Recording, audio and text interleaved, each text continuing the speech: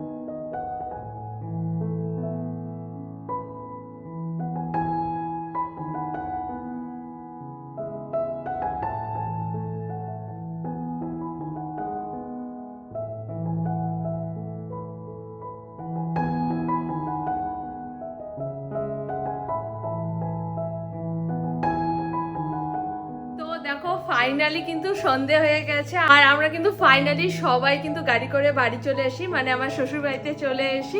তো এখন একটু ফ্রেশ ট্রেশ হবো, কারণ সকালবেলা থেকে একটার পর একটা কাজ করেই যাচ্ছি। তোমরা তো সবকিছুই দেখলে। তো যাই হোক, আজকের মতন ব্লগটিকে এখানেই শেষ করছি। আর তোমরা যদি আমার চ্যানেলে নতুন এসে থাকো তাহলে আমার চ্যানেলটিকে অবশ্যই সাবস্ক্রাইব করে দিও। তো দেখাবে নেক্সট ব্লগে। তো ততক্ষণের জন্য টাটা।